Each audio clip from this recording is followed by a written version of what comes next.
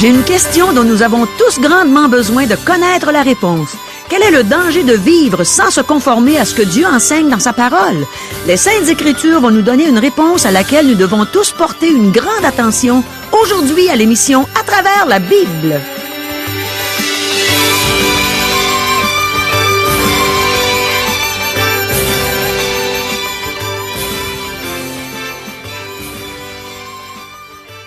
Chers auditeurs, pour en savoir davantage sur le contenu de cette émission, vous pouvez contacter en tout temps Radio Espoir via Internet à www.radioespoir.ca ou par téléphone, sans frais, au 1-877-l'Espoir, 1-877-537-7647.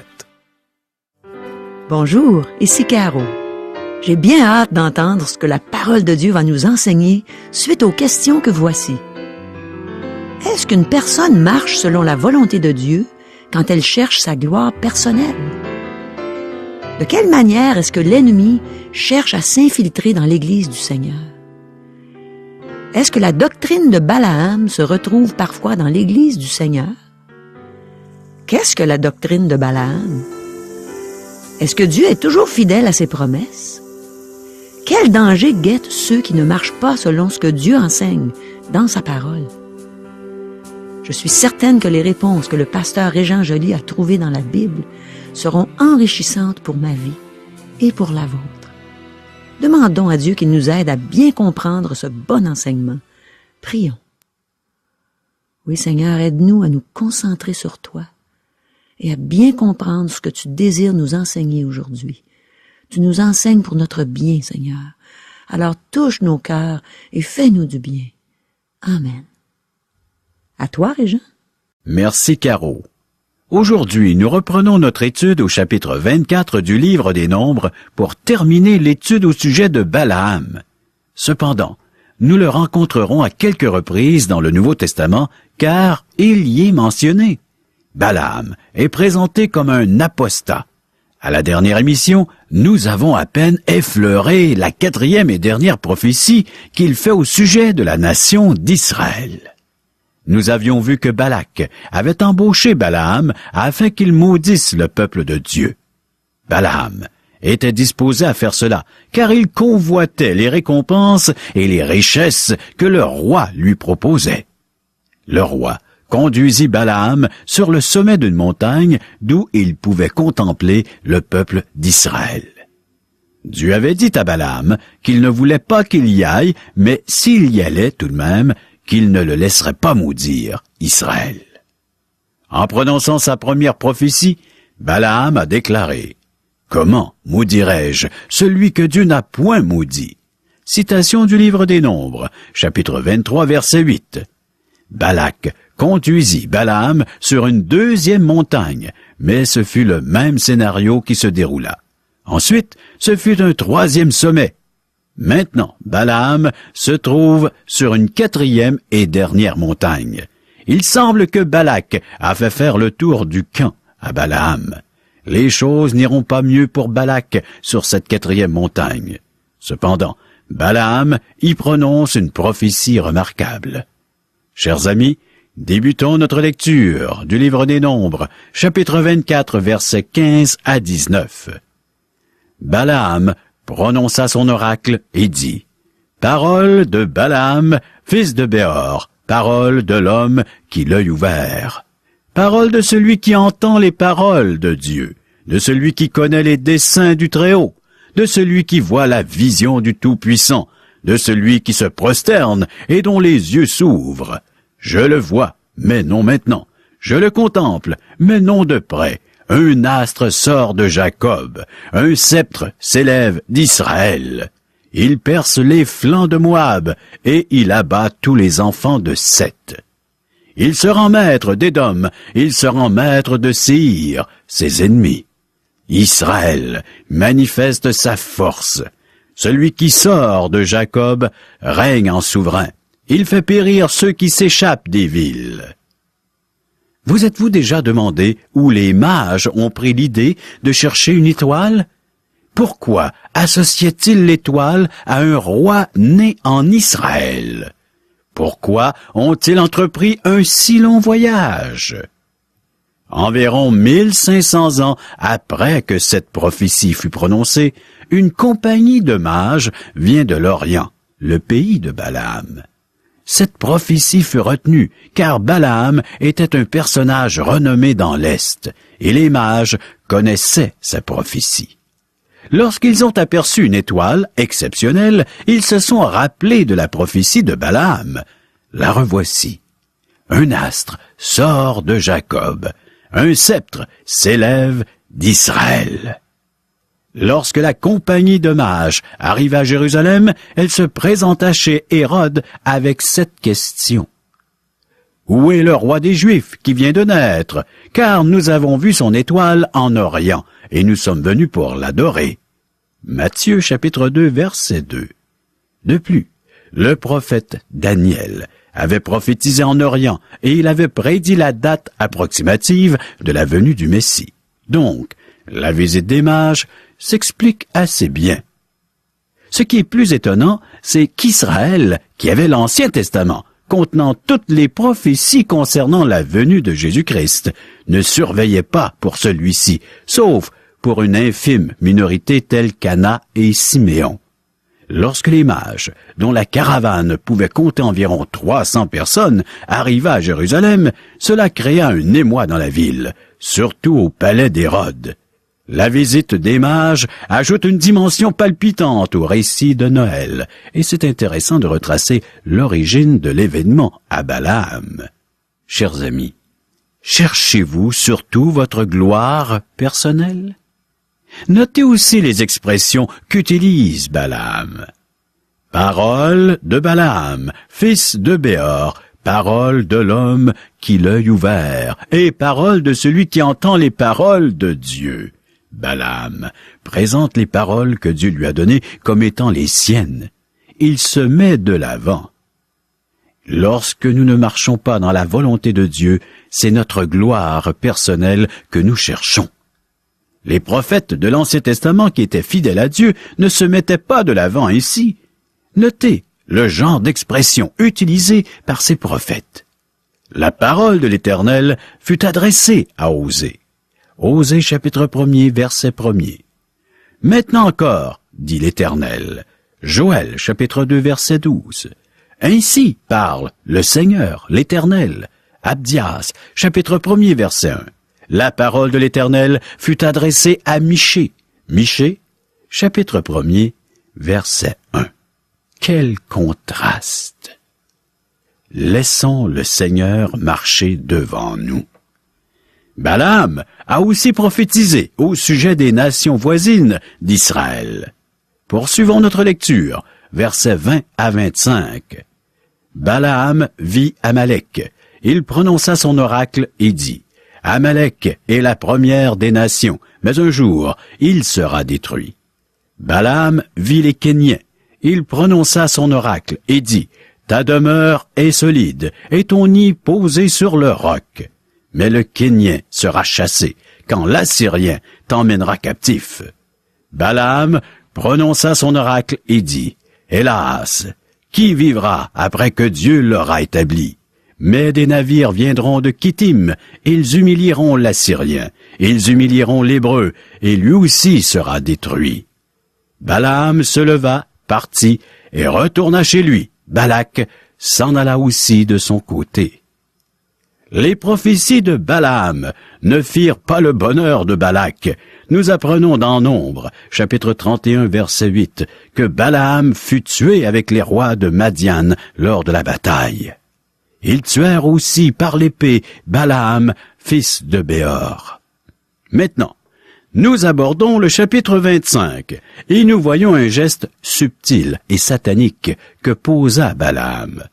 Nous avons vu que la voix de Balaam, citée dans 2 Pierre, chapitre 2, verset 15, était la voix de la convoitise. Il était prêt à sacrifier ses principes pour des richesses. Dans Jude, verset 11, on parle de l'égarement de Balaam. Son erreur fut de ne pas se rendre compte que Dieu pouvait déclarer juste les pécheurs qui placent leur confiance en lui. Nous lisons aussi dans l'Apocalypse au sujet de la doctrine condamnable qu'enseignait Balaam. Mais ce que j'ai contre toi, c'est que tu as là des gens attachés à la doctrine de Balaam, qui enseignait à Balak à mettre une pierre d'achoppement devant les fils d'Israël, pour qu'ils mangent des viandes sacrifiées aux idoles et qu'ils se livrent à la débauche.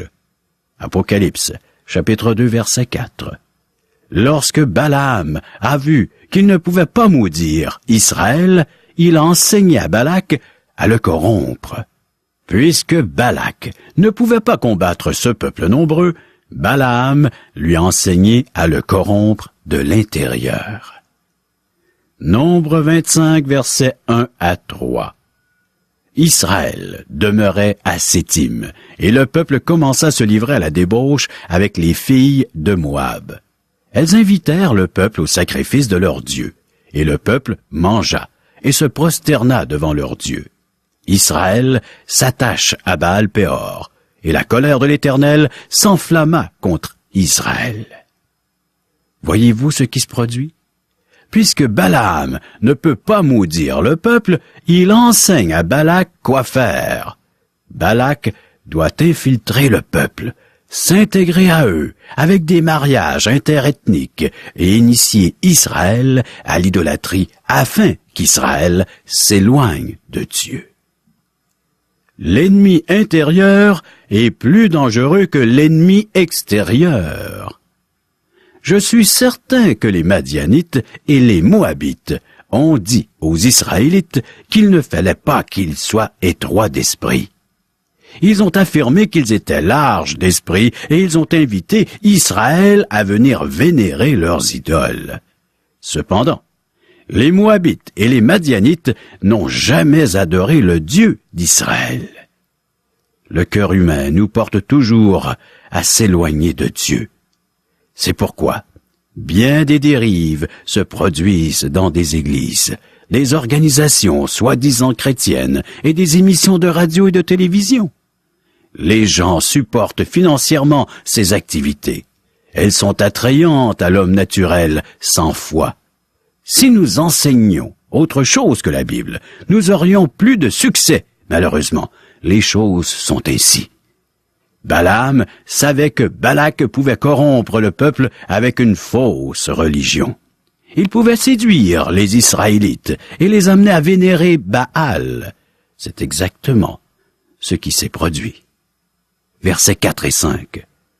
L'Éternel dit à Moïse, « Assemble tous les chefs du peuple et fais pendre les coupables devant l'Éternel en face du soleil, afin que la colère ardente de l'Éternel se détourne d'Israël. » Moïse dit aux juges d'Israël, « Que chacun de vous tue ceux de ces gens qui se sont attachés à Baal-Péor. » Vous pensez peut-être que ces mesures sont très extrêmes. Elles le sont certainement. Savez-vous pourquoi? Parce que c'est un état néfaste. L'idolâtrie amène les individus à se détourner de Dieu pour se retrouver en enfer un jour. Donc, Dieu pose un geste de miséricorde. Versets 6 à 9. Et voici, un homme des enfants d'Israël vint et emmena vers ses frères une Madianite. Sous les yeux de Moïse et sous les yeux de toute l'assemblée des enfants d'Israël, tandis qu'il pleurait à l'entrée de la tente d'assignation. À cette vue, Phiné, fils d'Éléazar, fils du sacrificateur Aaron, se leva du milieu de l'assemblée et prit une lance dans sa main. Il suivit l'homme d'Israël dans sa tente, et il les perça tous les deux, l'homme d'Israël puis la femme, par le bas-ventre. Et la plaie s'arrêta parmi les enfants d'Israël. Il y en eut 24 000 qui moururent de la plaie. Chers amis, c'est ainsi que Balaam a réussi à attirer une malédiction sur Israël. C'est la doctrine de Balaam. Dans l'Apocalypse, le Seigneur affirme que l'on retrouve cette doctrine dans l'Église primitive. D'ailleurs, elle est encore présente dans nos églises. Je pense que Satan, l'ennemi, ne peut porter un coup mortel à l'Église de l'extérieur. L'Église n'a jamais reçu de coup mortel de l'extérieur. Le Seigneur a déclaré à l'église de Pergame.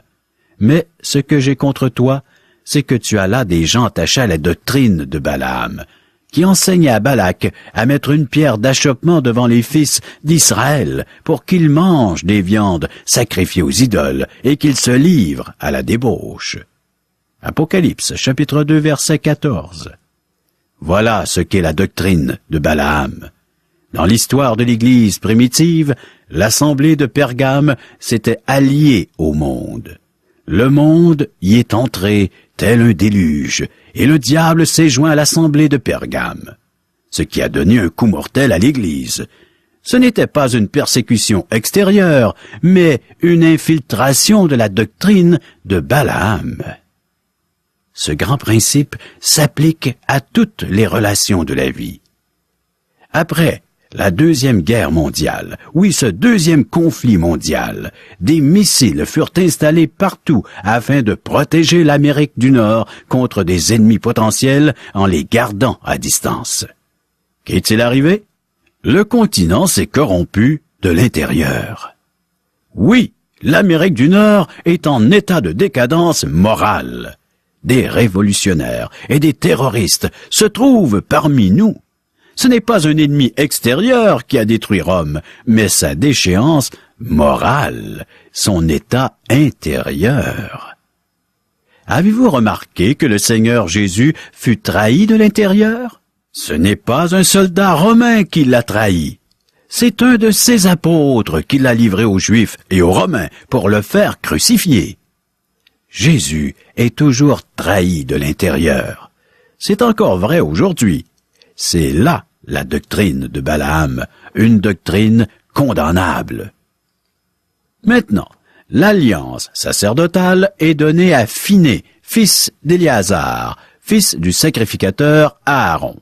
Dieu demande à Israël de traiter les Madianites en ennemis et de les tuer.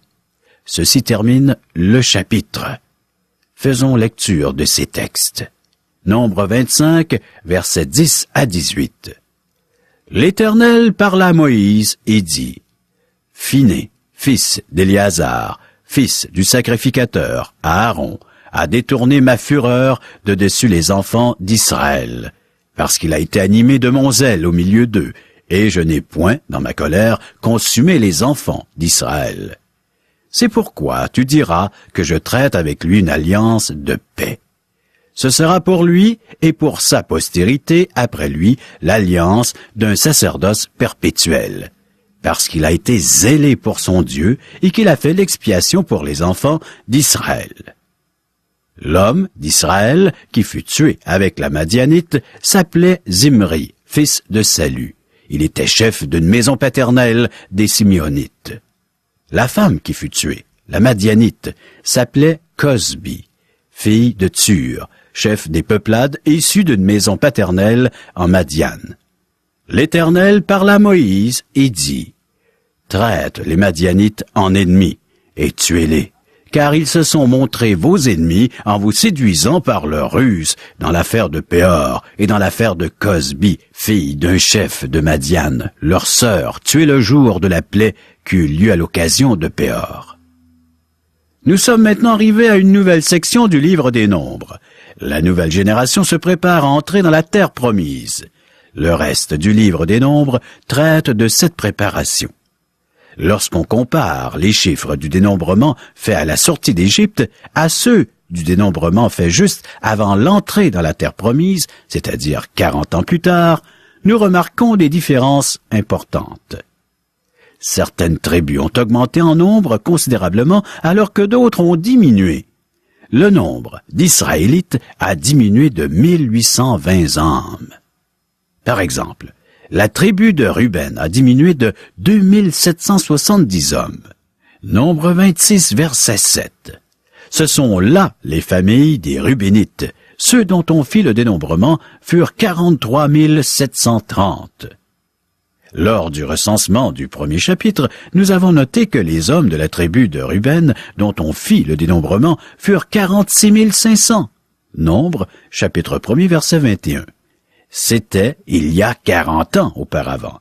Par contre, la tribu de Dan a beaucoup augmenté en nombre. Verset 42. Voici les fils de Dan selon leur famille. De Scusham descend la famille des Scushamites. Ce sont là les familles de Dan selon leur famille.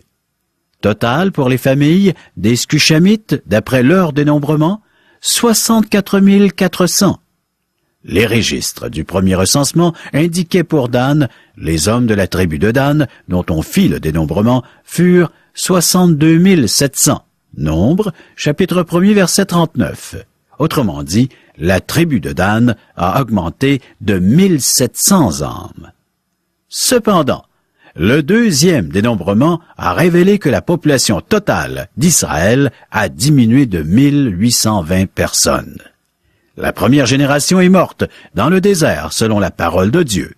Vos cadavres tomberont dans ce désert, vous tous dont on a fait le dénombrement, en vous comptant depuis l'âge de 20 ans et au-dessus, et qui avez murmuré contre moi. Nombre, chapitre 14, verset 29. Poursuivons notre lecture. Les versets 64 et 65. Parmi eux, il n'y avait aucun des enfants d'Israël dont Moïse, le sacrificateur Aaron, avait fait le dénombrement dans le désert du Sinaï. Car l'Éternel avait dit, « Ils mourront dans le désert, et il n'en restera pas un, excepté Caleb, fils de Jéphuné, et Josué, fils de Nun. » Maintenant, la nouvelle génération prend la relève. Toute la première génération est décédée, sauf Caleb et Josué. Dieu n'a pas tenu ceux âgés de moins de 20 ans responsables de la rébellion à Kadès-Barnéa. Ceci nous donne un indice au sujet de l'âge de raison. Je ne sais pas exactement ce qu'elle est, et je ne veux pas suggérer qu'elle soit 20 ans, mais elle est peut-être plus élevée que l'on croit. Donc, sauf pour 2 hommes, nous avons une nouvelle génération. Nous ferons davantage connaissance de Josué et de Caleb dans le livre de Josué. Cependant, Israël n'a pas prospéré lorsque la nation errait dans le désert, hors de la volonté de Dieu. Dieu est toujours fidèle à ses promesses et à son alliance. Par contre, Dieu n'a pas abandonné son peuple. Pendant les 40 ans d'errance, il leur a donné la manne quotidiennement. Il a pourvu à leurs besoins miraculeusement. La manne est tombée jusqu'au lendemain de la Pâque qu'Israël a célébrée dans les plaines de Jéricho. Le peuple avait mangé le blé du pays, donc il n'y avait plus besoin d'intervention miraculeuse.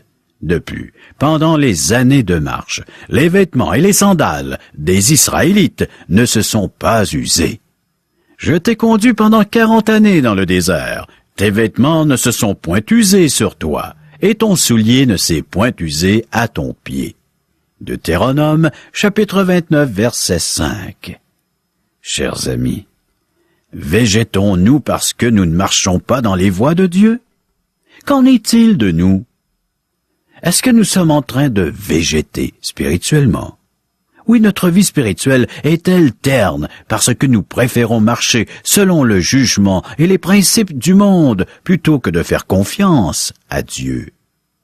Dieu demande que nous nous préoccupions de son œuvre premièrement et il s'engage à pourvoir à tous nos besoins. Faisons-lui confiance, car il nous l'a promis. Chers amis, prochaine émission, Nombre 27, verset 1er, à chapitre 28, verset 2.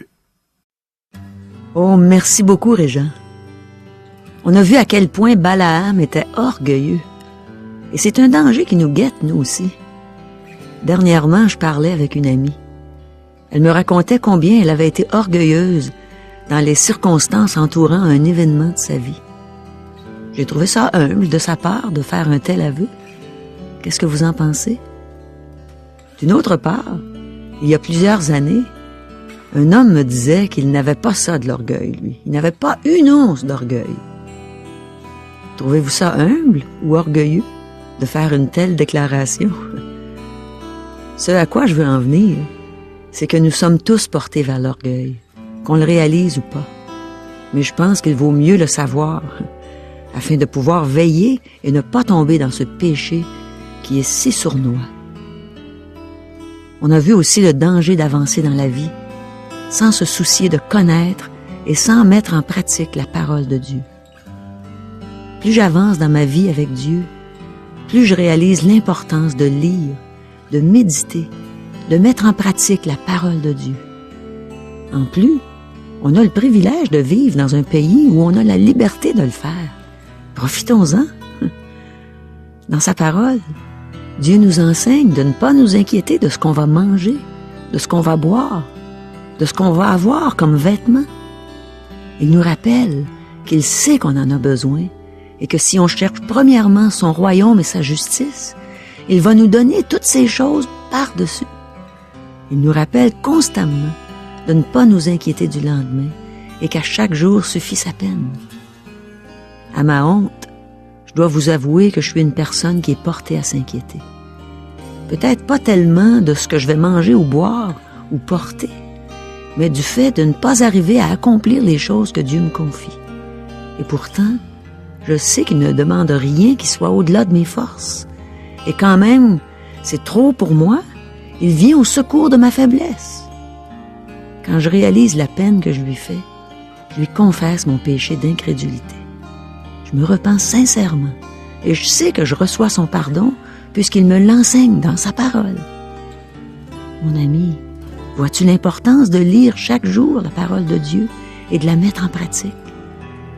Dieu nous enseigne ce qu'on a à faire pour lui plaire, pour avoir une vie abondante. À chaque jour, Dieu nous enseigne des choses nouvelles pour nous encourager, nous consoler, nous reprendre, afin qu'on demeure sur le bon chemin. Et toi, mon ami, es-tu sur le bon chemin? C'est-à-dire sur le chemin qui mène au ciel?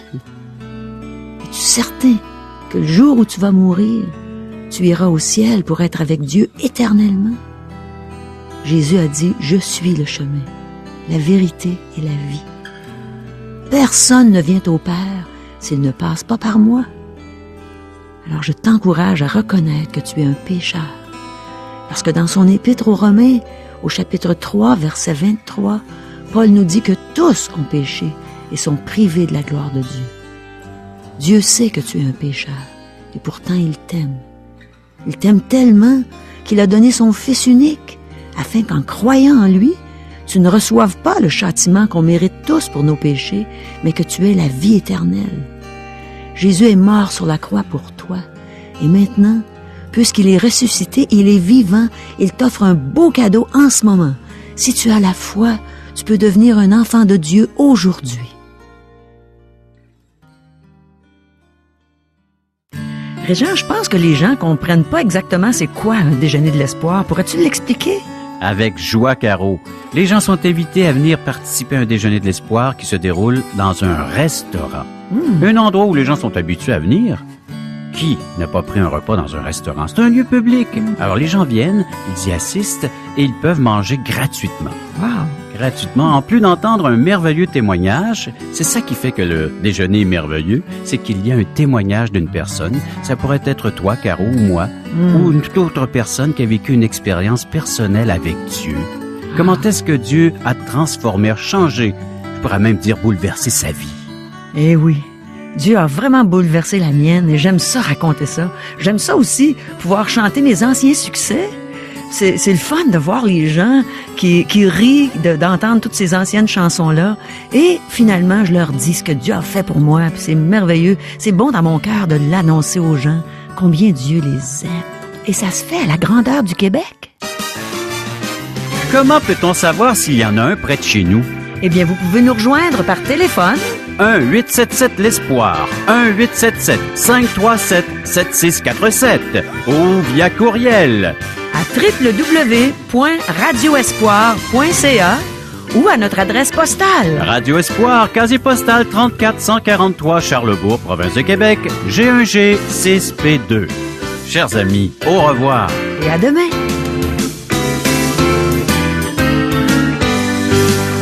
Cette émission vous a été présentée par Radio Espoir.